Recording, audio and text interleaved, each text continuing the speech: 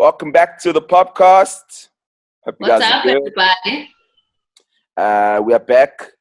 I didn't want to go anyway. I was just, I felt like the conversation was done. That's what happened on Tuesday, guys. Oh, you're explaining yourself because Bolu busy power. When it's done, my man. When it's done, it's time to go. I love you Yeah, guys. but we were still chatting. You wanted to leave. We were still good with the conversation. Know what I mean? Okay, I'm all yours today. You have all of my attention. Are you not cold? Are you not cold out there, bro? Let's hope so. Yo, can I just start off with some announcements on my side? Okay, go right ahead. I just wanted to say that, guys, Malum Cool Cat is about to release a EP, Bloomington. He's got the artwork on his Insta page. He's releasing it on the 1st of May. The last time he released something was obviously Milano. Before that was all the features that changed the game. After that, he released his merch. And it's not just merch with Maluma, it's actually full-scale product. Surfboards, bikes, raffles, and all sorts. And I think with this sound, with the amount of time that he has to prepare, he's been doubling up from Joburg to Durban. And I think we can be waiting for some I heard another the one timeline in. I heard the one song you did with Les. It's sounding nice. Yeah, I haven't heard anything, but I'm just wanted to shout that out because it's not in the list of songs. I mean, in the list of things that we are going to discuss today. The second thing that I wanted to talk about on my side was a lot of people have been asking me about the culture stuff, books to read, where to find information. I just want to say to you guys, just follow _movement, Gek spelled GEK_movement, and you'll get a lot of information on culture and things of the sort. They're on Instagram and they also have Insta Live chats. Then the last thing I wanted to talk about was just how fucking well-prepared Nasty C has been for this quarantine. I'm out. I know you're not out, but okay. Thank you for that breakdown of what's been going down. I think at some point we're going to give everybody a bit of an insert and we're going to say, okay, what's new on the scoop pack? Because clearly the scoop pack every week. Hey, I think we should do that for everybody. I think everybody got different packs, so everybody needs to bring out their packs. the one thing that I really, really enjoyed and thought was fire was after Nadia did her Freestyle Friday last week Friday, she was like, fuck it, man, I'm busy writing, I'm in the zone. Let me record something else on the Nicki Minaj Yikes beat. I heard that, saw that. She had a really, really nice little verse that she had written there. Yeah. That was I think it's so dope. I think it's so dope how everybody is basically like tuning in with their creative. And like you're mentioning, Nadia's freestyle was really dope, so much so that she was trending and people like kind of looked at her differently, like, yo, Nadia, you're coming through with the bars. But I'm loving, like you're saying, Scoop, the preparedness of being in lockdown. Nasty obviously went out and got all his equipment prior to being locked down and made sure that he had everything that he could shoot for whatever he needed to put on digitally. I'm also appreciating the likes of, for instance, like Muesli also seems to have her like studio set up. She's even got like blue and green, purple lighting happening in the back. I'm like, shout out, babes, because at least people are prepping for this thing. Obviously, Focalistic with the Quarantine Tarantino, Nadia obviously coming with the freestyle. So it's dope to see that artists are sitting back and saying, you know what, we actually don't need to pay for studio time. We've invested in ourselves and we're doing this thing from home. So shout outs, Yeah. Zootchi Coke dope as well, being someone that didn't do interviews a lot, being someone that was very aloof in the game. And then this time, what he's done with his living room and the music he's taken out of there has allowed him to really access his audience. And that's been great for him as well, especially for him because when we talk about introverts, Abotella man, he's also in that group, but he's really coming out of his shell right now. He definitely is coming out of a shell. I mean, Zootchi was the last person that I interviewed on the show in person. And even on that interview, I was quite happy to see him like answering questions, being in there, engaging with the listeners, people asking questions and saying, yo, shout out, I'm going to try come through to your hood. Because I think he also knows like, okay, for the next level, to make sure I get to where I want to be, I need to jump out of the shell. So big ups, bro.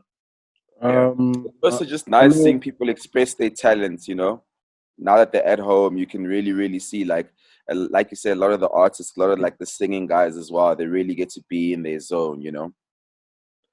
Shout outs to Zakwe. I don't know if you guys seen the cipher. I think it's called the KZN cipher. He's been holding. Maraza. Oh. Yeah. BG, are you okay, brother? Yeah.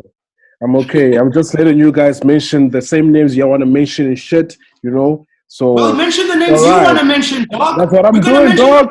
That's what I'm doing, dog. Just chill. That's what I'm doing. So shout out to Zakwe, the 031 KZN Free Cypher.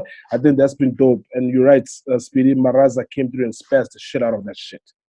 Shout outs to him, definitely, without a doubt. And also, I want to give a shout out to some of the brands that have been holding it down. I think Jameson, you know, with the Questa and the KOs that I've seen as well. Shout out to them, how they're doing it. And there's a few key artists that I've seen that releasing albums that have been getting dope placements. There's a R&B girl called Ellie Jordan. Check out her music. Pretty much dope. You know, as I said, the R&B, trust me, fit into that supply. It's pretty much dope shit, eh? And yet again, as we mentioned, the Marcus, you know, Marcus Harvey, those boys from Alex, trust me, again, you know, that shit is the shit that people need to be plugged in. I know Scoop, we plugged it in once. 031 Chopper. You know? 031 Chopper has been producing some really, really dope shit. So shout out to him as well. And also one of my favorites, it was so nice to hear it and just to like kind of get the energy. I literally got a smile when I was listening to the song is My Easy Does It and KO's Navigator. I thought Easy had a really, really dope verse. It was nice, KO as well, but it was nice to hear Easy after a long time. Navigator. You know?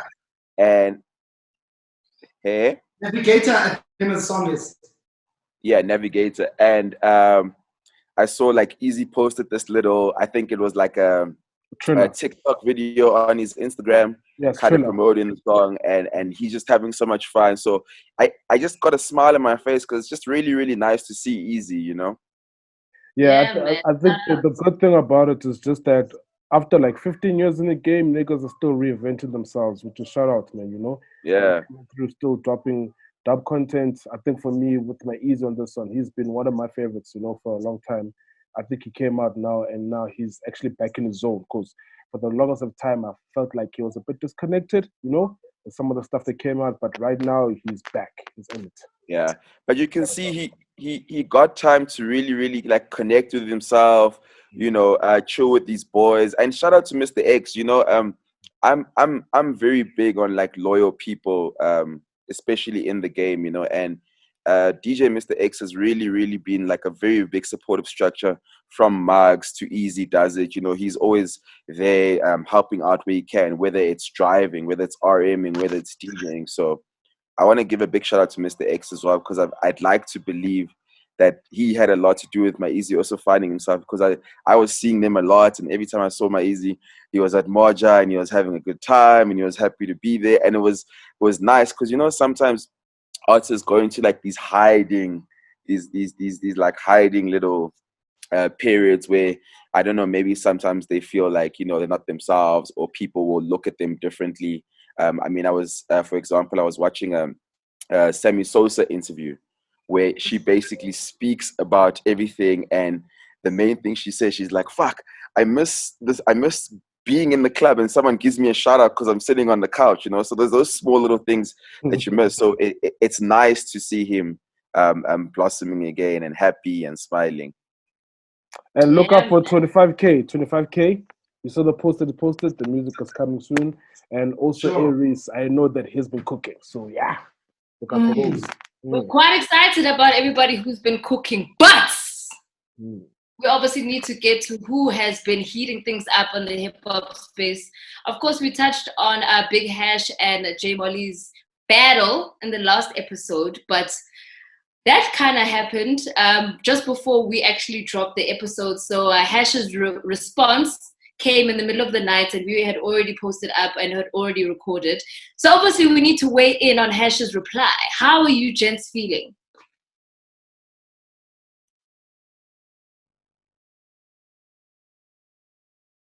Hello?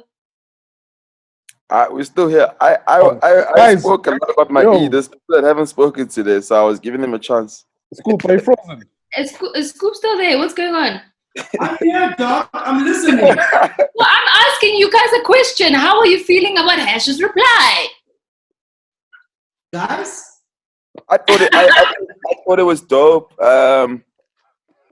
Got creative as well. They obviously sampled I Don't Know, the song that we did with Zuchi and Frank. And yeah, man, I personally, I think I don't think it's done, especially now that there were so many, misunderstandings with the public. I think everyone does now understand that it's not a racial thing. It's really just a battle. It really just is hip hop. So, I think Molly should respond to Hash's response. Do you think it was necessary for their teams to get involved as much as they did? Because I think that was the only sour point for me, is that so many other people were weighing in and so many other people were making this about them when it should have just been about the raps. Because Hash dropped his rap and he dropped his reply, and he wasn't even the one trending because it was all like clouded by everything else that was surrounding the response, which kind of was a bit of a sour taste in my mouth, I think Zandy said something very interesting. He tweeted and he said there's actually no rules. Thank you. You. At the end of the day, it's beef. You know what I mean? If you are gonna go at Never Broke. What is it called? Never Broke, the record label. If you're gonna go at Never Broke, you know what I mean? And you're gonna mention that you were sleeping at someone's house or someone was holding you down, and people stop doing whatever, people will get in their feelings. People will feel the need to respond. You know what I mean? There's no rules to this shit, I believe, just like when people are like, why did he get flamed? Yo, he got flamed because he wanted to get flamed. It's one of those things, Personally, I think the joint, when I listened to it, I was like, oh shit, it got like, Hash can rap. That's one thing I picked up. I was like, yo, the kid can rap. I know there's one line where Dreams Money Can Buy 3 years later, you're still, what? You're still under Kostatich or something. You're still second to Kostatich. Just with the nice lines that it came through. So shout outs to Hash. I just want to see what the reply is going to be from Molly, But Molly did drop, it wasn't a response to Hash, but Molly did drop a new music video, which is also really, really dope, which you guys can check out. He dropped it like yesterday, so... Oh, but that was for his single that he dropped before the battle started accumulating. Wasn't that? He's dropped another one now. Oh, okay. All right. Yeah. Look. I'm of the idea that I think the battle is dope. I'm here for the raps. That's what I've been saying throughout this whole situation. Is that if the raps can come through and people can just go bar for bar, then that's what matters to me. But the moment it starts becoming like a whole, like, okay, we're gonna tear this person down. How? I guess you guys feel as though there are no rules when it comes to rap. Yes, there are no rules when it comes to what you say on the song. But like I said, I'm just sad at the fact that Hash's verse was overpowered by everything else. Nav going off, talking about Ashley. I just felt that it was a little bit unnecessary. But hopefully, I would like to. Just to add my 2 cents, I side with you, Cosmo, on this one. I agree fully that there are no rules. I also sided with VG in our first part when we did the J, Marley and Hash beef. When I said, like you say, there's no rules as to what you can say and how you can combat. In this situation, in my opinion, I find it very weird for someone who was being looked at to answer a song, and you went to go fetch someone else who has nothing to do with the situation. It's not just making a hot song. This situation is dealing with two people that they should fight alone. So it's uncalled for right now to go call out on help from someone else, even though that someone might have been singing on the chorus. It just kind of makes you look weaker. It kind of makes you look like you need more people, and that is not an avenue from a fan and a person that loves what is happening in terms of the battle. I just feel like, but why did you have to get someone who's not? Because now you're putting Flame's relationship with Jay Marley in jeopardy. You didn't have to do that. Secondly, sorry to interrupt you. I was going to say, I wonder how that played out. Was it like Hash saying, yo, Flame, please come do the hook? Or was it maybe Flame saying... That's another thing. That's another thing, Speedy. That's another thing I want to add on, is that when I went to the pages of Big Hash with the song, he said featuring Flame. The first comment on Big Hash's Insta page is Flame saying, "Not like this, bro." So it could it be Scoop? Could it be that maybe he knew? Obviously, Flame is a producer, right? He's the composer. Maybe Flame just said, "Yo, here's a joint, drop it." You know what I mean? It could be one of those like, "Oh shit, this beat is getting excited, homie. Here's a beat, drop it. I've got a hook on it, whatever." Or just do whatever. And then the homie maybe decided, "Yo, I'm going to jump on it." Whatever it was, as a person embroiled in a beef, you can't just move willy-nilly on anything someone gives you.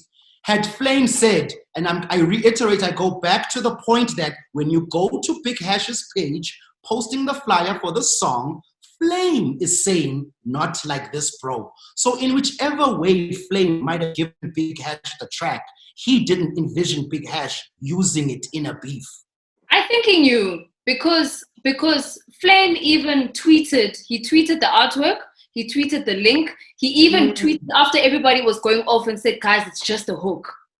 So he might have commented that on Instagram, which I can't explain. I'm not even going to say anything with regards to that. But in my opinion, on Twitter, Flame knew because he posted the link, he posted the artwork, and he even defended it by saying, "Guys, it's just a chorus, so let it go."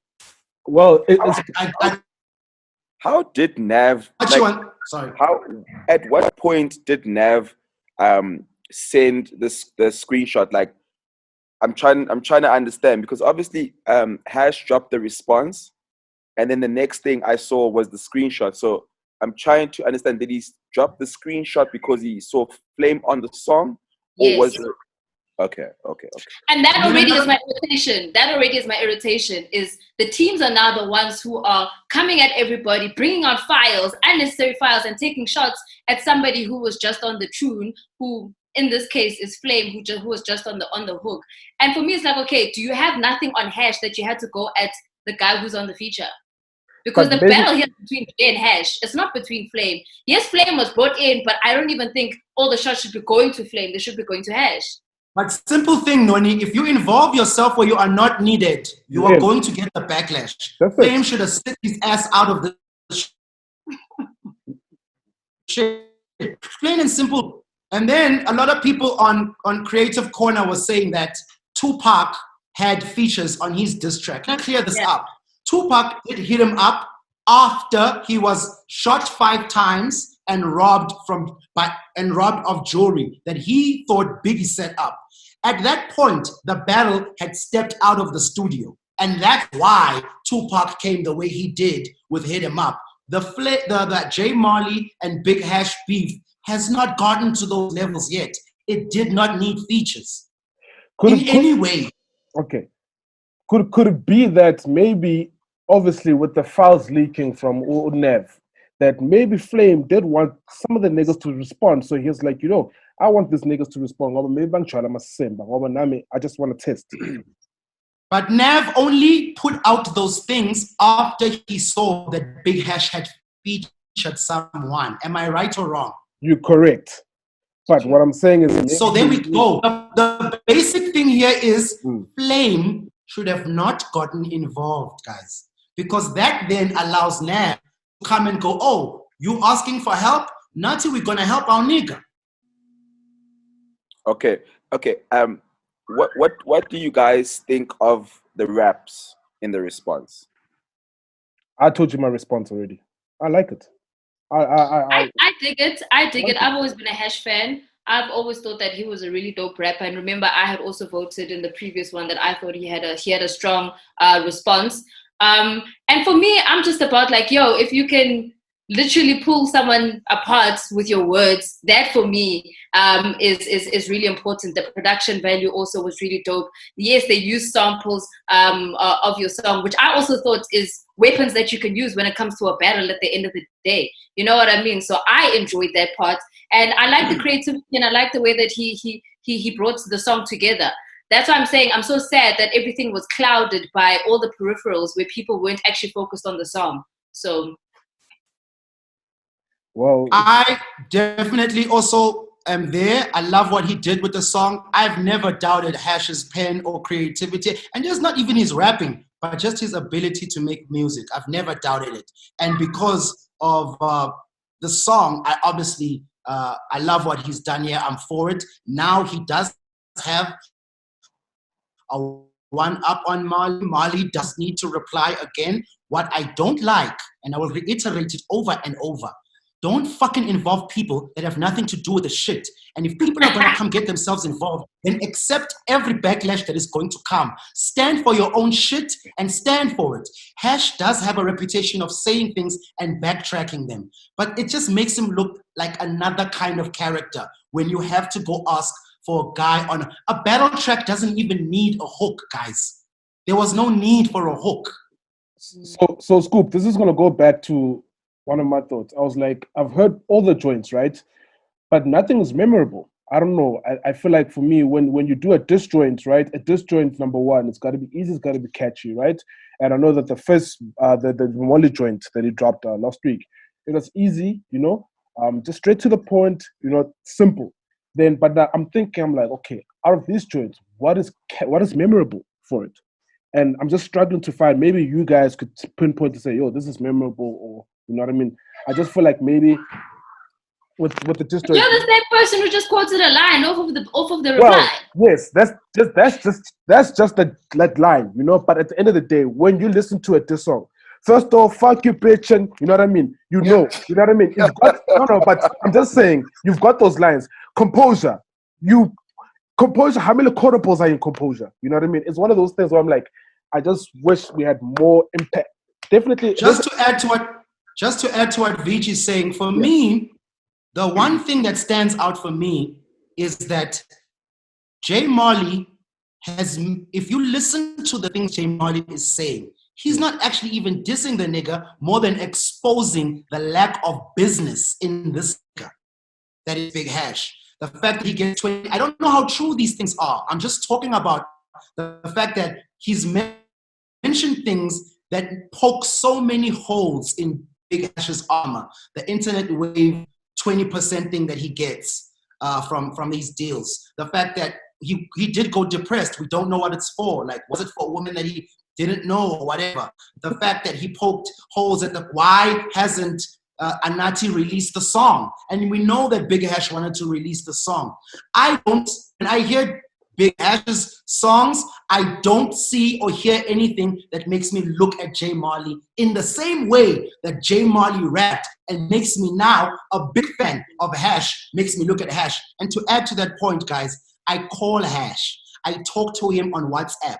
I call him on the phone and we have long conversations. I am a big fan. But being a big fan does not mean I can't be honest. Yeah. I feel you with that one. I'm definitely a bigger J Molly fan now with the raps. Shout out to Jim.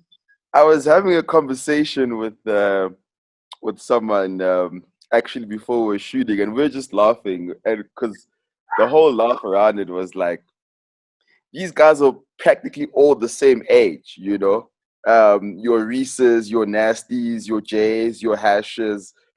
We could go, like, the list is endless. So and the person I was speaking to was just like, yo, man, why are these guys battling at like a level that's like, why aren't they going like for the top guy? Like, why aren't they battling the top guy? Nobody wants to smoke with Reese, bro. No one wants to smoke with. The thing is, let's be honest. With Reese and Nasty, they don't want smoke. There's only one guy I've seen that just wants to go in. Why? I don't think the bigger guys or the guys at a higher level would want to risk anything that they've built with a rap battle, because we've seen how it's elevated some people, and it's one of those like, why must I give you a part of me so that you can step up a level? Do you know what I mean? So I think with these guys, because they're kind of like in the same wavelength, it makes sense for them to battle because they're literally in the same space. That's what I see it as. But isn't the battle supposed to elevate? It is, but look now, people are paying attention. These guys are trending. I'm sure some people didn't even know who Hash was or didn't even know who J Marley was, and now they're paying attention. Well, the beauty about this battle thing is that, yes, it's going to make guys relevant and being spoken about. You know what I mean? Shout outs, and hip hop is. And the fact that it showed that these young kids, no matter what kind of music they make, they can definitely rap. Definitely. Yo, 1,000%. I'm very happy about that, you know? Yes. Definitely. Very, very happy about that. But that's the one thing I was worried about as well. Yeah, I would say, hey, you know, sometimes with these young kids, you hear the music and you're just like, okay, but like, do we have like bar spitters? At least now we know. Thanks for confirming, gents. Yeah. It's interesting, man. I think it's really, really interesting. And excited. But I think it's also very like scary, because I'm also thinking like, okay, we don't know when we're gonna come out of this lockdown stuff, and it's also like where to from here kind of a thing. It's so difficult to tell where one's career can go and can't go at the moment, you know, regardless of how much hype or how much whatever you may have at the moment. It's just a very tricky time for everything. It's a very tricky time for everybody, especially also in a space where we're finding and school. I mean, Speedy, I know you hate having this chat, but it's a topic nonetheless. Where you've got the likes of the Minister of Labour made an announcement earlier today, or it might have been yesterday, but I saw it on Twitter, and he mentions that freelancers unfortunately can't be considered for financial aid because they don't fit into the scope of employment equity, or I don't know what, my words could be wrong in that regard, but there is a clip on Twitter basically him mentioning that he can't make space for freelancers.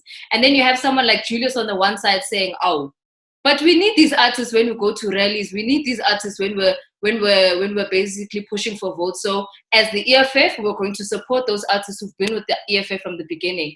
And it makes you question, like, what's actually happening? Where's the support? But also, which artists have, I mean, from the top of your head, I can say majorly, who else? Dumantando is also part of EFF. She's been doing a lot of the emceeing, I think Barbalicious as well. A lot of artists are not part of the EFF. It will be new. There maybe like, I know Ringo, the old guys, but a lot of new artists or our age group or artists that are prominent did roll with the ANC because they were getting big checks from them during elections. So a lot of artists aren't down with the EFF. And this is a real deciding factor when the next election comes. Because what Juju is doing right now is showing you that you're busy drinking from the wrong river.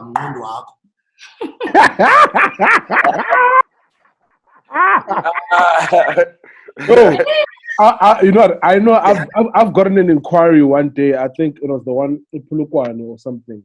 So I hope I qualify somehow. Okay. How do you qualify? Have you posted? Have you gone to the rallies? No, Are you a card-holding member? I haven't. And VG, this is something you've been talking about for a while, dog. This is something you've been very angry about for a long time, and you say it so much on the show. And I really feel your anger with this thing. And to see someone like Julius taking into his own hands to address it, like kunini sibuza apa unathi mthetho uthini, kunini sibuza apa ba uMasichaba uthini. Like all our questions were answered, and it's not for the party most artists work for, let alone vote for. No, I think definitely. I think for me, it's one of those things. You know, if you're up there rallying, championing them, vote, I'm a swagger jacket and whatever, trust me, you've been fucked. You look like a puss right now. And that's truth be told. You know what I mean? Just like they came through and asked us for certain things, we were fucked, guys. You know what I mean? That's it. And you know, Juju, I what he did, I'm really rallying up for it. And yes, definitely, I will shift my support. I know my vote is supposed to be my secret, but I will shift my support moving on forward. And I will support someone like that because for me, it's like you are hearing a cry and thank you for crying with us. It's true. Guys, you know, I've never been I'm not much of a politics person or anything like that. But I mean, I guess now that I have time, I'm trying to try to stay up to date with what's happening around the world. So I was watching that documentary of How to Steal a Country, and there's a lot of things that I didn't know that I actually learned watching that documentary. It's pretty interesting. You must check it out if you haven't. That's the Zuma documentary with the Guptas, correct? I think it's on Showmax. Yeah, I haven't watched it as yet. I just saw the promo, the preview Very about interesting. It. Is it? Yeah. Do you believe what they're saying in the story? The thing is, it's not even a thing about believing. They give you facts. They give you actual facts and evidence. So the craziest part of this in the documentary, there's this person speaking, and basically they've changed their voice and they changed how they look because they're no longer in the country. They had to run away. So the more you watch, the more you get to understand why that guy had to run away, because he was the main guy who found the hard drive. Do you guys remember the hard drive story? I think so. So I did it was crazy. You just check it out. It's crazy. It's really, really crazy. Because I was kind of ashamed with myself because I was to this point, I know that Jacob Zuma resigned as a president, but I just didn't know why. So here they show you, they take you through it to the day he resigns, and you're like, oh shit, this is crazy. I think that's a dope little anecdote, Speedy, and how you added that fact that we need to check. These are some of the things that are not in hip hop, but kind of really we need to talk about and let people know about. So yeah. I shout you out for that one. Because PG said he was going to shift these votes. Sorry, Noni, that's why I was... I think it's important to have these facts. I think it's important to have this information. And like Scoop was saying, it's not hip hop, but at the end of the day, it affects us in the long run. At some point, we are all voting citizens. And when the time comes around, you need to sit and think about it carefully. You know what I mean? Now we're all kind of second guessing situations because we're like, oh, so. We'll see next campaign who will be running up and down, guys. Because I can tell you. This topic, Noni? Moving on to the next chat. Obviously, we've seen Mr. MT going back and forth with Ambitiouz, tweeting them almost every day, relentless. Yokuthi ufuna i-awards zakhe. But clearly, Ambitiouz seems to be finding themselves in hot water again. Because now there's another fight, not only from MT, but also from his label mate or former label mate, Sjava, with regards to him being released. What's the chat on that, Scoop?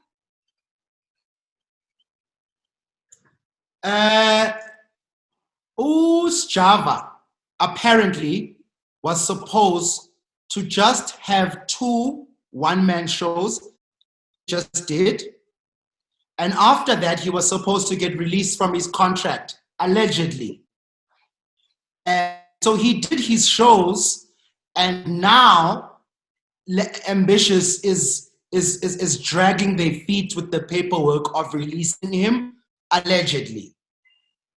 He finds himself in these hot waters again. I mean, I think I have been very clear about my position where Ambitiouz is involved.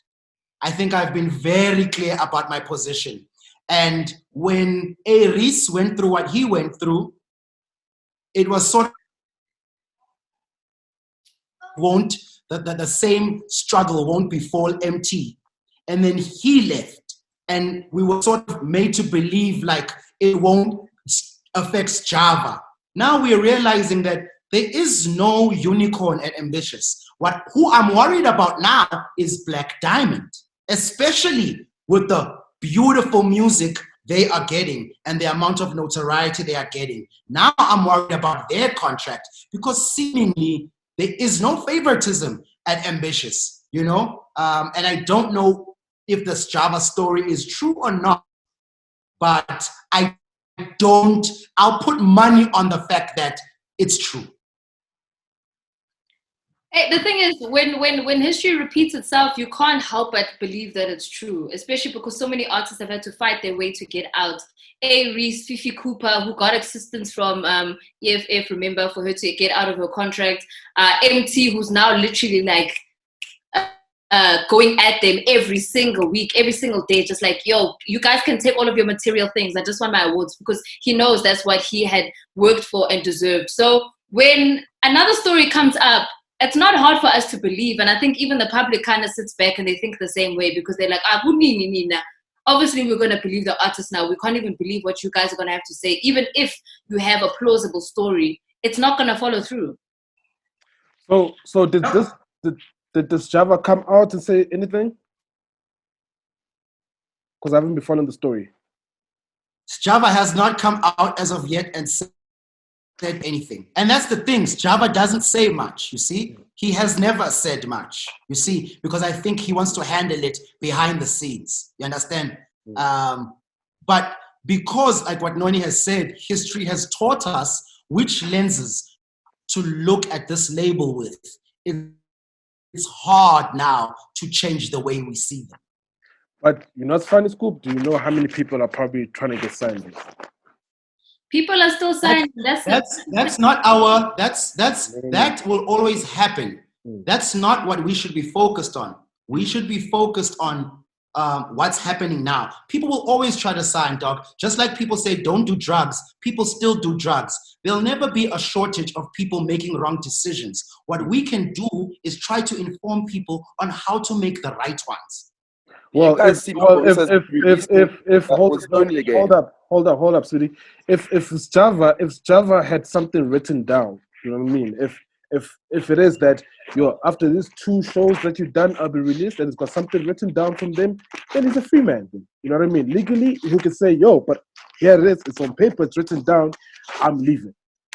I think what Sjava needs to do, what Aries did, what Fifi Cooper did, what MT did was be vocal. Paperwork obviously doesn't work with these guys, dog. But what helped all these other 3 people was the fact that they were vocal and they were able to get assistance in any way by being vocal about their position. Sjava has not been vocal about his position, so we don't know what's going on.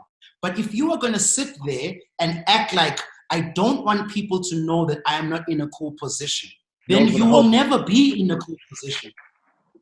And you know, it's kind of funny because you're finding a lot of artists who are, rather than going through, well, clearly not being able to get through to the labels, and rather than using their platforms to kind of then say, listen, I'm trying to get myself out. Obviously, we saw MT have to hit rock bottom before he could get himself up again with regards to the likes of Ambitiouz.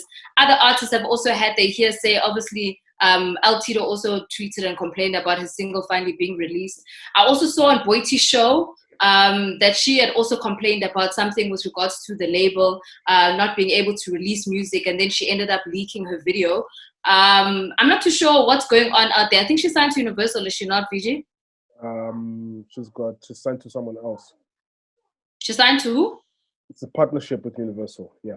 It's a partnership with Universal. But then why is it that it always seems as though like the artists are like held down and not being able to do anything? Why is that the question? Because the last time Boiti released a song was 2019, which was Bakai. And for the video to only drop now, for a song that dropped last year, is already like an eye-opener. And happy belated birthday to her. Yes, shout out. She's, happy birthday, Boiti. Cover girl. So Lonnie, that cover's crazy. Just like Scoop is saying, you understand, if the artists are not being vocal and not being broad about what the problem is, we don't know. You understand? I don't know. You know what I mean? But she was vocal because it was on her TV show. That's how everybody knows. Yes, then she should say why they don't want to drop. Then she must fight it and say, I want to be dropped from the label. I know nothing. I don't know anything about it. But you... That's the thing. Like, I don't know. It's one of those things that maybe she should state herself, like, 1, 2, 3 is happening to me, and I want to leave. 1, 2, 3. Then she's vocal. Just like you're saying, people need to be vocal. She needs to say, why isn't the label dropping your music? And she explained why. I guess that'll always be the issue. It will always be a he said, she said situation with regards to this label thing. And I think it also kind of brings us back to that old episode we had in season 1 about making sure that your contracts are right and knowing what you can and can't do. But I do think if someone does want to get out of a contract, surely they should be able to. But the thing is, it's all fun and games. One of the things I'm going to mention, it was all fun and games when it was the beginning. Money was coming in, were nice, and now maybe you are not, things are not going your own way. Now you want to sit and complain. You understand? It's one of those things that, for me, artists just need to know what are they getting into. Just fulfill your contracts, or if anything's been breached, you can go back and say, Chief, you breached 1, 2, 3, 4. I'm out. That's it. These contracts and these labels, it's a tricky one. It's a tricky one because I think it all boils down, unfortunately, to the excitement thing where you're about to get signed, you're about to be a star, you know you've got the talent, you're just signing. Now 5 years later, here we are, the Popcast trying to fight for you, but it goes back to what did you sign, my friend? That's straight up, dog. That's straight up. And man, I know we spoke about it, but like shout outs to MT again. He's got another single out. The artwork is amazing. And No, it's not just for out him yet. clawing himself back. It's not out yet. Huh? It's not out yet. After the battle, people obviously liked the song, so he put out a tweet for designers to put out different artworks, and then they would choose one. That's why you're seeing so many different versions. I don't think the song is out yet. It's not out yet. Not yet. Nah. Okay. But that's dope. I say shout outs to MT for trying to, get himself back in the game, because the battle definitely showed Guti we still need him because his music. Know what I mean? Timeless. Speedy, you mentioned something about Pori. What happened? I was saying I saw, because obviously I follow Sony Music Africa as well as Sound Recordings. So they have sponsored posts. So I saw a sponsored post from them, and they were promoting Pori's project, Maduman. So I was like, okay, that's a bit strange because these guys were having do you own your masters, whatever, fight the other day.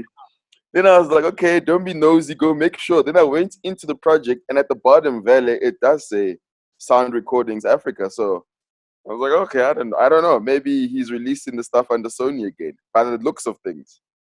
But wasn't he initially signed to Sony? Because I remember at some point, I even mentioned it on the show, you could see, how was Pori getting away with literally just dropping music without getting it through the label? He literally would release an album on WhatsApp. I think I got that whole thing on WhatsApp before I got it on iTunes.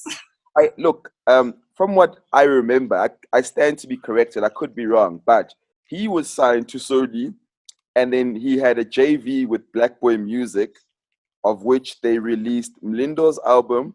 They released Zinga's Gala. Remember Gala, the song that Zinga had released? I think after that, even Zinga's Imaliam was all released under Black Boy / Sony. I stand to be corrected. So I think that's why we did speak about it, that when they started doing the other project, he started doing it under Piano Hub, which was him and Kabza. So depending on how you signed your contract, it legally he possibly could have done that. Maybe he still owes him something as DJ Maporisa on the Sony side, but as Kabza and the Small, I think legally he didn't owe them anything.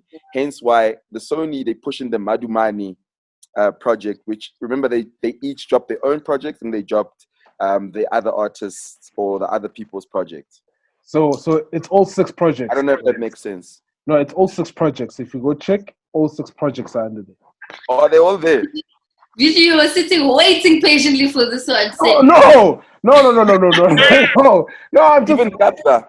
No, because obviously it goes back to the conversation on your own masters, but maybe now the legal has came back and it's playing its part. You know what I mean? It goes back to saying, guys, maybe read it, come back and clarify, or also now maybe it's a point for him. He should come out and clarify to us and let us know, because maybe a lot of kids were misled. You know what I mean? That you don't need this, you don't need that. Put out music for free. Maybe he will come out and say, okay, guys, I messed up with 1, 2, 3. I've learned, but moving on forward, this is how I'm going to do my shit. I think he probably is back with Sony, and I only said because I saw on TikTok, right? On TikTok, MTN, I think it's MTN Pulse, is running a sort of campaign around Maporisa's music, and also around, I don't know if you've seen on TikToks, around things he said. And I know normally it's very, very difficult for you as visual always says, there's certain things you just struggle to do as an independent. Your label is one that, as an independent, I don't know. I hope guys are shopping for TikTok deals, because when I saw that, I was like, holy shit, you guys are, the record label's clearly working, shopping for deals on TikTok, because I would guess that's the way forward to get the music out there. So I think he is with Sony, back with Sony. I'm assuming. These are all assumptions. Could be. Every times. Could be. The good thing is what I like about TikTok. Sorry, I know maybe people don't know, but TikTok does add to your stream, by the way. So I encourage better artists to always get on there. To the younger ones, you know what I mean. Just put it out there. Don't put it out for free, guys. You know, this is your life, this is your time, this is your investment, this is your blood. So make sure that every stream counts. That's it. And obviously that counts your streams, because otherwise Drake wouldn't have made an entire song just for TikTok. Exactly. I mean, Wiz Khalifa, he does these lives every morning. Well, it's morning for them, and obviously like late evening for us. So every morning he just chats and he like smokes a joint and he like logs on with someone, maybe a friend or whatever, and they just like have like a general discussion. But long story cut short, they were talking about Something New, the song he did with Ty Dolla, right? And he was like, he knew that song was a hit, but like it kind of took really, really long to blow up. But he himself didn't give up on the song, and then boom, the TikTok thing happened. Dope. Good timing. I'm glad that the internet is working for some artists and it's working for some platforms, especially at a time like this. But something that didn't quite work out the way that we had planned it. Back to the City did their Back to the Crib broadcast on Freedom Day, as they normally have Back to the City on Freedom Day. What happened, Scoop? What happened, bro? And they got hacked. Dude. No. Okay, explain to me, because I didn't see it. Wait, Back to the City. I saw the whole pushing this whole campaign of live stream. Yeah, so they were basically, they normally do Back to the City on the 27th of April. So obviously, because they couldn't do it on the actual day that they had forecast the event, they then decided, let's do a live stream. We'll still have the artists. They can perform on Zoom. People can watch it. And, people can log in and everybody can have their moments of however long that they've given them to get onto the performance. With the counting down times, at Back to the City, they give you 2 minutes with the counting down. Was CTP saying, hey, it's over, Chief, let person play. I think they had a little bit of technical issues, because I also was keen. I remember like 2:00, I was like, let me check, and I saw it was unavailable. I checked later, and then at the time I checked, it was they had like these little things in between the performances where it was basically clips from the museum. So they were late, but in this instance they had how the internet can be, and especially when you're dealing with so many connections. So it's kind of understandable. So no, there was no timers, VG. Just to add on, sorry, VG, you can go ahead, bro. No, go. I was gonna say, when I saw the flyer, when I just saw the flyer. All right, Scoop. Go ahead, Scoop. No, let me finish. Yeah, go ahead. When I saw the flyer, and when I'm talking about when I saw the flyer, I'm talking about the artists they had, the MCs, the DJs, and everybody was from different countries, continents. When I saw it, I really wanted to like it. I saw it on Ken Zero's page. I wanted to like it, but then I wanted to comment, this looks like a disaster waiting to happen. Why? Because of the fact that it all relied on live streaming or whatever it's too much technology, and there were too many people. And these people were coming from different countries. Too much technology, he said. Too much technology, dog. There was too much tech in there. So I was like, and I really was looking forward to see how it's going to work out. And then I saw from the group when you guys said, they've been...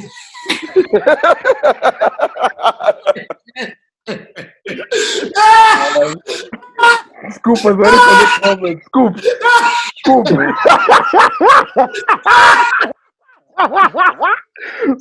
Scoop, right. I mustn't laugh. I was also in the group. I was waiting for you guys to say something. No, you know what? So also, Okay, go ahead. Also, the thing is, you niggas put that shit up. Sorry, don't the be- connection a bit don't be- unstable. Scoop, it wasn't me. Alright, guys. So you guys put it up. I didn't know how the thing went. I was actually going to come to the group and ask you guys. Oh, But then when you guys put that up, I was like, yo, this is bad. And then when I saw what happened, apparently someone from Back to the City issued the code. And in the comment section, people were saying, my nigga, this is a bad idea. And then the next thing I saw from our group is when you guys gave us the photo of some random niggas in the Okay, but wait, Scoop, wait. wait. It wasn't a. I don't think it was a bad idea. Wait. I mean, Okay. it looked exciting. Hence, I say I was a bit disappointed when it was late because I was like, damn, this looks really cool. I want to see it, and I loved how you say like they switched the lineup up. You know, like they really made it like really cool, different in a lot of ways. So I don't think it was a bad idea. Yes, technology wasn't on their side, but in terms of how special the day is to South Africa, one to Back to the City, I don't think it was a bad idea at all. Okay, wait. You're right. Wait, Vigil, let me rebuttal that because it's coming to me. Okay. Kalokus, Speedy Dog, I understand. If you listen to my words, I never said it was a bad idea. Back to the City and having a concert can never be a bad idea. Let me finish, please. What I said was, you see, even what we go through in the country, just us on Zoom, the amount of technological glitches that can happen. When you're having a gig, you must. And for this gig, they have so many people overseas and here who was, like Viji said, who was going to keep time of when your set is up? Who dictates who's going to go transmit to Fabulous in New York? I didn't say it was a bad idea. Its infrastructure had too many holes in it. And therefore, even above the fact that someone put out a code on social media. How do you put out a code on social media? And everyone was telling this person in comments, this is a bad idea. Like, you must listen to people. And I'm not going to laugh at it. And I'm not going to say what I think. You know, if you're going to, and the thing is, it's not just South African artists. You had Fabulous from the States, nigga. You had Pete Rosenberg, nigga. But the thing is, ran from South Africa. Which satellite is going to be moving up and down, making sure your connections are right. And then when you have the nerve to go issue the code onto social media, and people tell you it's a bad idea. If you listen to my English, I never said it was a bad idea. No. I wasn't saying that you said it was a bad idea. I was saying I don't think it's a bad idea. No, it's a good idea, but the execution. Listen, I just want to say, you know what? Like I like the fact that the guys took the initiative because initially they had posted and they said they were postponing back to the city. No, my God. Initially, they said they were going to postpone back to the city, and I think they're still going to. Oh shit!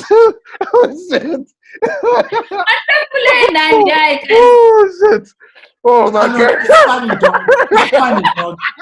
It's funny. Oh, So I appreciated the fact that they still wanted to do something on the actual day that they normally run it. You know. Like you're saying, Scoop, I was also of the idea to say, hey, there's too many people who are on this lineup, you know? That already was my concern. But I appreciated the fact that they made the effort. Again, when you're working on the internet, you've got hackers, and that's why hackers hack. That's what they do. I mean, Zoom, for instance, every time we come and we shoot POPcast, we always make sure, is everything locked? Are we good? Are we... Don't tell them... But at the end of the day, you need to secure your connection. How are you securing it? By giving out the code? Of course you're going to get hacked. Yeah. And also, it's also been broadcast all over the internet that people are getting hacked. And I think 500,000 accounts were hacked on Zoom or something. So whenever there's like large participants in a Zoom call, they're bound to get hacked with somebody either posting pornography or posting some random words or derogatory words. I was in a Zoom call like 2 weeks ago where someone kept posting the N-word, and I was in there with like a bunch of Americans. So obviously they caught like heat over that. So like, it's just tricky when you're doing something over the internet. Digital is still something new for South Africans, so we still need to kind of get it right. You know? And people, you must remember, people don't have income, hey? Okay. People, one of my friends, sorry to interrupt you, Vij, I'm going to be quick.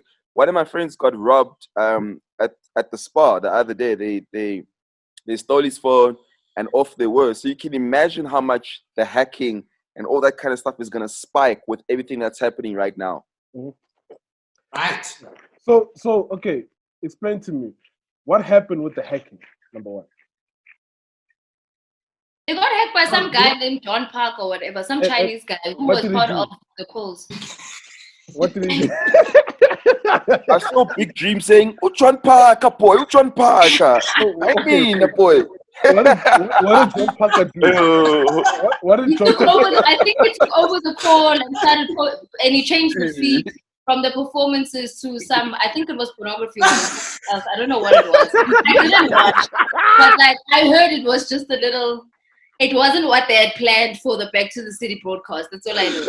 And I'm so sad for the guys because I really was it back to Manuel for us? It was back to Manuel, eh? Oh shit, okay. Also, number two, guys, okay, and regardless, in this day and age, né, even if you do a live stream, most of these live streams are pre-recorded, right? Right? So did someone not check something there? Dude, like I said, technology, so digital streaming is still new for South Africans. So, okay, I understand. Can I be honest with you? Yes, be honest. I knew it was going to be a disaster when I read the lineup, and then at the bottom of the flyer, it said, "Special thanks to Minister Natim Tetwa."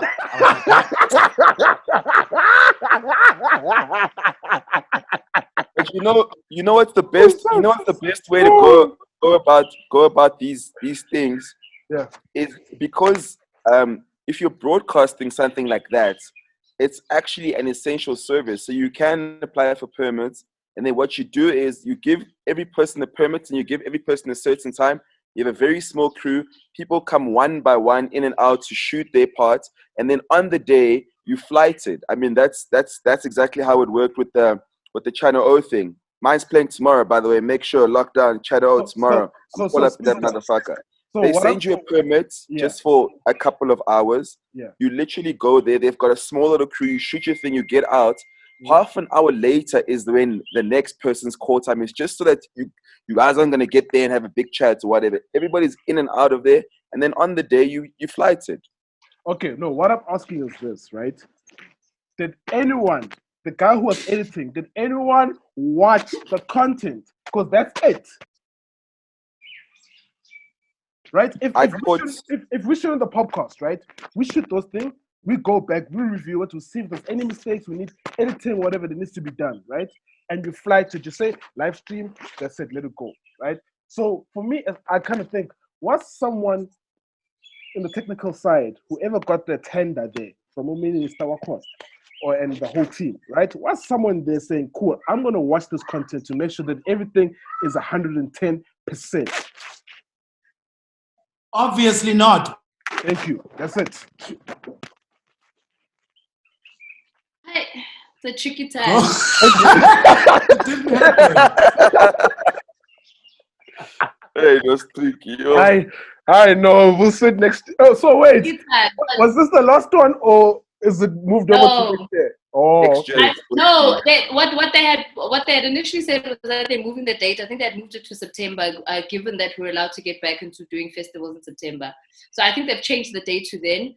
But then I think the last one might be next year or the year after. Wait, they said 2021. Yeah. Did you hear Julius? He says there will be no gatherings or concerts for the rest of this year, guys. Forget about it. It's not going to happen. It's not happening. Like everybody who's thinking, I'm waiting to come out when everybody, it's not fucking happening. You are not That's what I was using the saying about internet the right battles, now. whatever. You popping now on the socials, but you don't really know like what's gonna happen, you know. And even when we do get back to gatherings, it's not gonna be the same. Like life is never ever gonna be the same. I think a lot of people are thinking that we're gonna get out of this lockdown and carry on as normal. Everybody's life is not gonna be the same. Arts and culture is going to carry on as normal. I mean, I was And reading. they even had the speech and said where the 150 million is going. Guys, forget about those people. It went to John Park. On the New York Times, and this lady, like basically wrote an article where she's like, "Dude, my little restaurant has been my life for the past 20 years, you know, and it's like now it's got to go." She's like, I'm heartbroken, but that's what life has come to. So life is not going to be the same ever again. Yeah. And now we're moving to level 4. I think we also just need to kind of be aware of the fact that this thing is going to resurge in big bounds. And especially what's making it worse is the fact that we're getting into winter. So people just need to be careful. As much as they're saying some people can go back to work, please be careful, guys, because it's winter.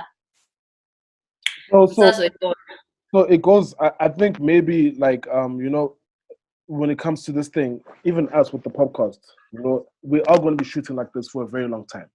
Understand? Until maybe we're at point level 1 where we are like, guys, we're cool, we're comfortable, we could do it, you know? Or maybe even then there'll be some security measures maybe where we're like, yo, let's just mask it up, let's hand sanitize, you know, whatever. But at the end of the day with restaurants, yes, I think they're all going to be hit the hardest, and some people will not have money, some businesses will close, you know, just like entertainment. I think a whole lot of people are just going to see a plummet. Yeah. When things open on the 1st of May, take your fucking cars back to the garage where you bought it. You don't even need a car right now. That's a very good point, Speedy. You don't even sell that shit, bro. Speaking about like artists, né? Apparently right now, the obviously there are established artists that still need or can have some brand money come to their pockets. But you have to realize in hip hop, a lot of our established artists did such a great job of jacking up the booking price. For our established artists, it was 100,000 Rand and beyond. Now, because of this situation, it's dropping their fee where brands are circling them, hoping that they will reach the end of their savings so the brands can get an artist to do something for a fraction of what they would be getting if there was no COVID-19. And it raises the question of how long can our established artists hold out for? As much as they need the money, it's gonna undo so much work to cap their booking prices. You know, it's just such a huge challenge. And of course, brands knowing this will, like, you know, like a shark will circle you, or vultures in the desert. They know that you're about to die, you know, and it's like, I feel like that's what's happening to a lot of our established artists. I'm not even going to talk about our not established artists, because if they don't gather and band together, these beefs of theirs as small artists are not going to help them. If they could band together, they could have their back to the city with a big sponsor and cut the check themselves. But if they are separated, it's going to be very hard for them to get this money. For our big artists, they're going to have to drop their fees almost down to half for Insta Live videos and stuff like that. How do you guys feel about that? It's tricky because, like you're saying, I'm sorry, Noni, you've been wanting to speak. I'll be quick.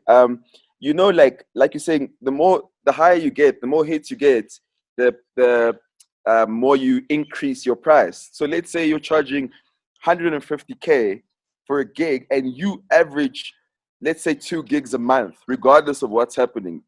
Your lifestyle, because you know, okay, no, I've got 2 gigs, your lifestyle is sitting at least at half of that. You live in a big ass mansion, you got tour bus, you got a team of 7, you got this, you got that. There's so many things that you're paying because you've been able to pay them. Now suddenly this has happened, so it's just very tricky. And that's the thing, is that at some point somebody's gonna suffer, because like you're saying, you've got a team of 7, you've got a tour bus. Okay, sharp. Maybe I don't need the tour bus and I sell it.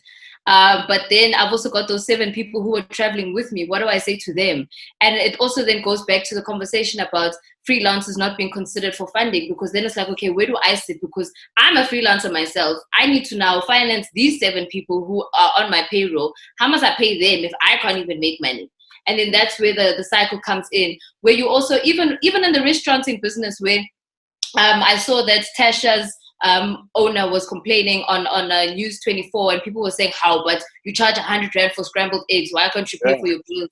And it's like, yeah, but at the end of the day, she's got a restaurant that relies on walk-in customers. She doesn't have a takeaway option. So imagine how much of expense that she's going to incur if she actually does open only for delivery. She's not going to make as much money, but the cost is still the same. And the sad part about it is that it's a vicious circle, because she still has to pay rent. The landlords are not giving any breaks to the tenants, because they're not getting any breaks from the bank. But then it's also like, okay, but what do you do? It's a catch-22, because the landlords need the tenants, but the tenants can't pay. And then the landlords are left with all this property that they can't afford. It's just one big disaster. Yeah. So, Scoop, I know you mentioned something, obviously, with the brands, just like now underpaying artists, cutting down, etc., right? This goes back to a point where I think I did raise it up in a group where I was like, yo, we need to do a research where we find out exactly how much do you get for an ad, right? If you play School Generation at 1815, how much does it cost for that ad to fly there, right? I think it goes back, we have to ask ourselves those questions, right? How much is it to make an ad? If you're making a music video for product placement, why would you let a brand give you 30,000 rands or 40,000 rands? Where you're like, but if you guys are making your commercial, right? Your commercial won't even get played over 100 times, and you are paying hundreds and thousands of rands. Why can you not pay me at least that 100,000 rand? Because my video will probably get close to over 100,000 views on it, and it's lifetime. It's forever there, and it will play on music channels wherever it can. It's different, VG. It's different with every brand. They've got certain divisions of marketing buy. So the media buy will always be bigger than a music video buy. From below the line. It's below the line. So you can't even compare the media buy to the below the line. That's all it is. I mean, it's in the millions when they're doing TV ads. Even to shoot a TV ad is in the millions. So the conversation between the media buy and the below the line will always be different. It's very difficult. So here's the thing. Okay. Here's the thing that might astonish our audience, those that might not know. The advertising budgets, the budget to make a 30-second ad in this country, 45, whatever, but ads are like seconds. Yeah. The budgets for these ads are bigger than the budgets for movies. Yeah. Just so you understand the economy of things. Yeah. I mean, Joe Pub has a fucking triple story building. And they still need to go pay for the placement as well. Yes, sir. Yeah. They still need to buy the media space from DSTV, radio stations, magazines, and all of those places. Yes.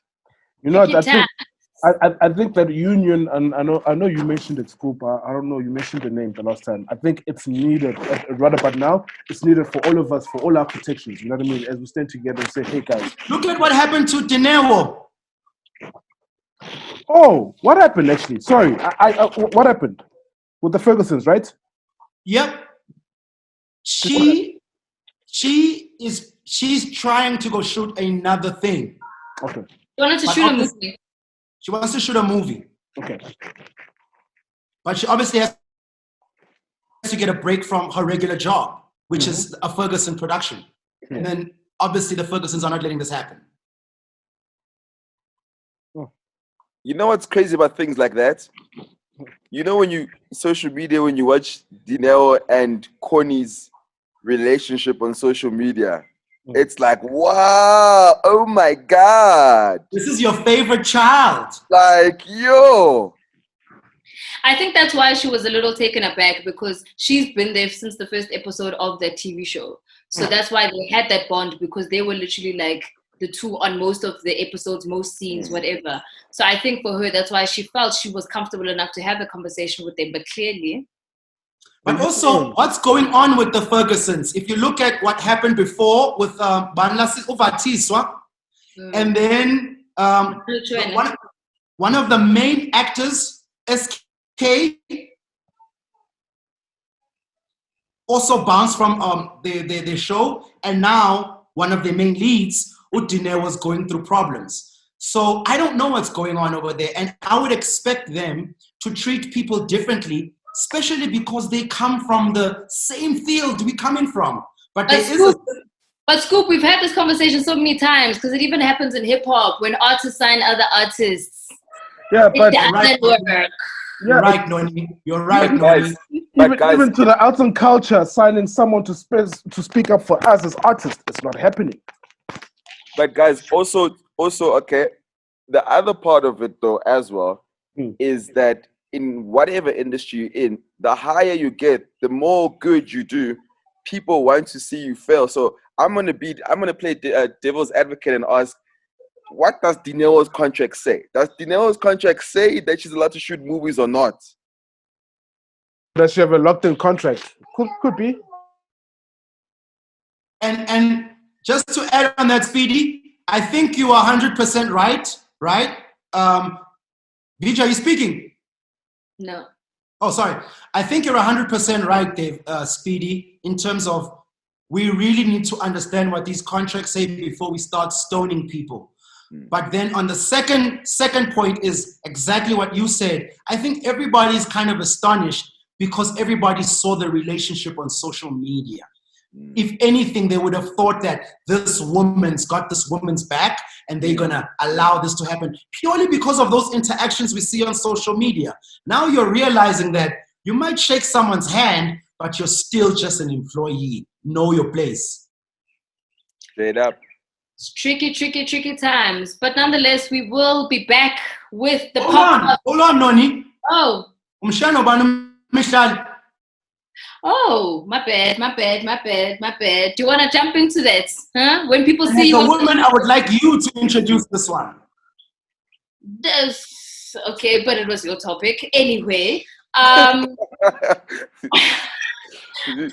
Anyway, so as Speedy had mentioned, that sometimes when people see you at the top, they want to see you, tumble and fall. And seems like everybody seems to be falling on Twitter. Everyone must fall. Everyone must fall. It was Spinza, it was Balula, it was, hey, wonke umuntu uyawa nje. Now they want Mihlali to fall because of a tweet that she had put out where she mentioned that when she was younger, she dated older guys and she doesn't see any problem with it. I'm paraphrasing here, but DZ will obviously give us the tweet. And obviously it became a whole conversation throughout the week where people were saying, yeah, but if the same conversation kind of prevails where a man were to say that he was dating somebody younger, then it's okay, statutory rape. But if a woman wants to do it, then why is it okay? And we never had the conversation, or a lot of women, I think, also kind of admitted that it was never a conversation or something that was looked down upon when younger girls were dating older men. And I don't want to make any assumptions by saying that it was for money. It was just a relationship.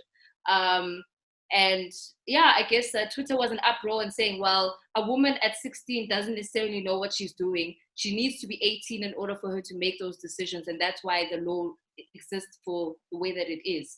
You can't be dating somebody older than you when you're 16 because who knows what that relationship entails. Just to correct the thing, the guy asked, it was a guy asking a question, have you slept? Not going out. So let's rule love out of it. Okay. Let's rule the possibility of lobola out of it. This guy asked, have you slept with older men? And she replied, yes, I have.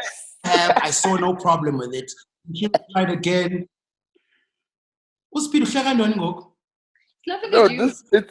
I think like her response, I'm laughing at her response because she was just chatting, but she didn't, the things that came after, I don't even think she expected. That's why I'm laughing, where it's like, it's crazy the world we live in, where you're saying something because you didn't see anything wrong with it, and the next person on a social network sees it as wrong, and you as a person kind of have to now think about your thoughts, because social media is, I guess, the world we live in. It's tricky. That's what I'm laughing at.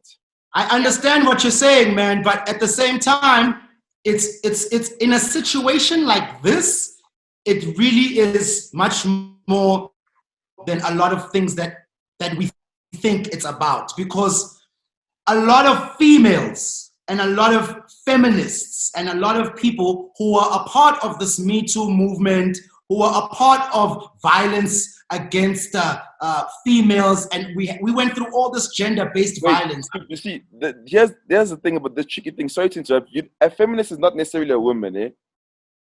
I understand that, but you are talking semantics now, and I would like to finish the point, Leave the semantics out of it. My point is that we are in a country where older men do take advantage of young girls. For someone in a limelight position to say something like that is not cool, because it unwinds the work being done by the women and men who know the situation of this country. And speaking to that, I think it's also just one of those, like Speedy says, sometimes you'll tweet, and when you're tweeting and you're part of a conversation, you're also kind of tweeting because you're speaking from experience, you're speaking from how you lived your life, you're speaking from a situation that you didn't necessarily see anything wrong with. And I'm not condoning her tweet, because I think that's why she deleted it, because I think later she realized, she was like, oh fuck, actually I didn't realize this is what I was promoting indirectly. But I think what people wanted to kind of get across at the end of the conversation was the fact that the older person in the situation needs to be the one with agency to make a decision, to say, okay, this girl is 16, I'm 25 or 30 years old. Should I be dating somebody who's 16 years old? No, they shouldn't. And as a girl, maybe you also then found this person attractive, but that's what they're saying. They're saying that younger girls don't have the thought process at that point or at that age in their lives to make a conscious decision like that. When you're 30 years old, you've gone through 15 years to make those conscious decisions. And that's where the conversation was standing, to say it is statutory rape for a reason. Because you're making a decision on behalf of a child who doesn't know any better. Yeah. And when a girl then says it's okay, it makes men feel like it's okay to approach young girls, which is not. So that's why you as the man need to know better and don't do it. And you as a lady need to not advocate it, whether you are conscious about it or not. That's why she deleted the tweets. It goes both ways. It goes both ways. And I think, especially for Mihlali, I don't follow her as much, but it's one of those things. If she is a person of public or in the spotlight, you know what I mean? You just have to be careful of what you say and how you say it, because there are younger girls who look up to you. Do you understand?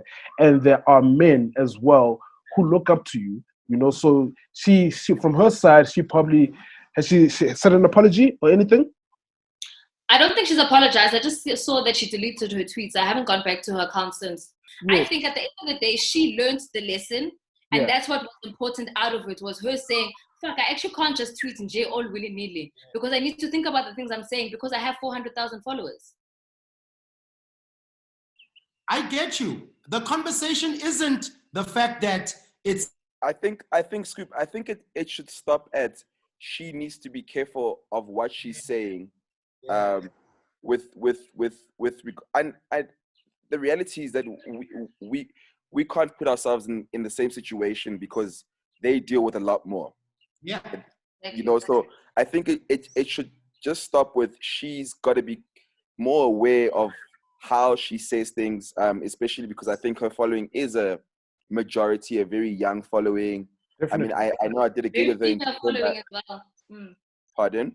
She's got a big female following as well. So whatever I know the little girls really, really like her and love her, So she must just be careful of how she's saying things. As much as she's a person, of course, I'm sure for her, like I said, was a thing, I'm just expressing myself. Unfortunately, she is now in a position where she can't just express herself or express what she's really thinking, what she really feels. Unfortunately, with our jobs, we've got to be careful of what we say. I don't think it needs to come. Last one. Have you guys checked out? Because what's happening with Corona in Namibia? What's happening with Corona in the SADC region besides South Africa? What's it looking like for our neighboring countries? Because I don't see much reported. Lesotho looks beautiful with the snow. Nothing about Corona. What I've seen recently is that a lot of the big numbers are sitting down here at the SADC region, obviously being South Africa, because we're right at the bottom, as well as North Africa's got really high numbers as well. I think they're sitting at maybe in the 10,000s of their numbers collectively. But if you look at West Africa, maybe even East Africa, very low numbers in that area. When you come further down towards the SADC area, that's where there's a little bit higher, but also we're the biggest contributor because we're the biggest country at the bottom. But what I found very, very interesting was a news clip that I saw of a Senegalese medical unit, which basically had a way of treating COVID-19 with some facilities that they created themselves. So as opposed to importing things from other countries, they've already built a unit where they're testing everybody. Literally everybody's coming in and out of the clinic. And also they've got facilities to test all of their people because they had to deal with Ebola. So because they had to deal with Ebola, they've kind of got the infrastructure to then say, okay, let's create something, but just change it just a little bit to restructure it for COVID. And that's how they kind of keeping their numbers abreast and making sure that they actually know how many people have been tested, how many people are positive. And they've also got medication, which is helping for not necessarily curing. It's not a vaccine, but I think it's treating. Madagascar, I saw something, an article that said Madagascar has found the first African cure for the virus. I don't know how true it is. I just saw the article and the video that Madagascar has somewhat found a cure for it. I haven't seen that, but shout outs if they have. Can they send it over? Yeah, just look at that clip and put it. Sorry if I missed. Can we get one for HIV while we at it? They want us to die, Speedy. You guys are forgetting about HIV. They want us to die, Speedy. Anyway, I think more or less, I think especially us as Africans, sometimes we don't tend to really look beyond. And I think you, Scoop, you raised a question, and I think maybe it's a study for me myself that I should go upon and see how our neighboring countries are doing, and is the journalist people actually feeding us, because those people are the people that, when as Africans, we should all be uniting right now. We should be all thinking of trading with each other and starting from scratch and say, how can we build off a new relationship and working together from this COVID-19 that's happening. So for me, thank you, Doc. I think for me, you guys telling me about Madagascar with the new cure of some sort. I have to go do research for myself internally and find out and say, cool, Africa's doing dope shit. It's always done dope shit, but we need to actually put it out there and be the voice of it. Shout outs, man. All right, guys, we'll be back again on Tuesday. Make sure that you do tune in. Keep on subscribing. Keep on watching with us. And we'll be back commenting. Sorry. I got a big card this week. Tomorrow night, catch me on Channel O on the Lockdown House Party. Saturday, catch me on SABC 1 for the Get Together. Away. Hi. Okay, guys. You'll check us out on radio. We'll be there. We're still working. We've got permits. That's today. You're not working. Scoop, who are you interviewing this week on radio? I can't do interviews, but what I am doing is getting a lot of new music, and I'm doing telephonic sort of like confirmations of the new artists that I'm playing. You talked about Marcus Harvey. I had a telephonic with him last week. I'm playing his songs this week. I've got Lord Cares. I'm on the phone with SPK. I'm calling, and I've got his song playlisted as well. So I'm doing a lot of those new artists that are getting played on radio for the first time, just to get that excitement and talking to them, so people may be able to get a gist of who the artist is and what they are like before or after they hear their song. So I'm taking advantage of the phone lines right now on my show very heavily. And I just did an interview with Holly Ray. It actually works out because you can call people boom. Like, for instance, how Molly, on my way to radio last week, Molly responded literally as I was driving to radio. So obviously it wasn't in the show prep, but it's like, yo, we can now call him, like, boom, we live on the air, let's do it, you know? I did that as well. I had Focalistic 2 weeks back. I had Tuli Stock on the line last week as well. And obviously for me, I'm also just kind of making sure that the bubbling unders are getting their opportunity to kind of shine now, because the big guys have had their time. Let's try and work on who's next. You know what I mean? So that's the guys that I've got my eye on right now for the show. Nice one, Noni. Nice one. Well, shout out, guys. All right, guys. See you on Tuesday. Yo, are we gonna be live commenting again? Yes. Are you the first one? Are you gonna be the first one? Are you gonna be the first one, Sjava? Does it? Also, I was there though, V. No, I'm saying, are you gonna be the first one again? Oh, hey. I wasn't late. You were late. You were late. No, you were late. You didn't say anything. You were late. Didn't say anything. Oh, you were looking at us. Yeah. I won't lie. But anyway. Yeah, because when people were hitting on you, people were already hitting on you, Noni. There. Yes, I don't know if you saw. I don't respond to negative. Me, if you're saying something nice, I respond, and then I finish. And even if you go look at my Twitter, if you say some dumb shit, I just scroll past. Only the nice stuff I respond to. I respond to everything, even if you say our show is whack. So Vij, yeah. Vij, when do you log on? What time? Like 5 to 7? No, I was actually. The show only starts at 4 minutes past 7. I've realized. Yeah. I always try log in for it just on time. I hate that countdown. Okay, so right on time. Bye guys, my battery's dying. Cheers. Peace.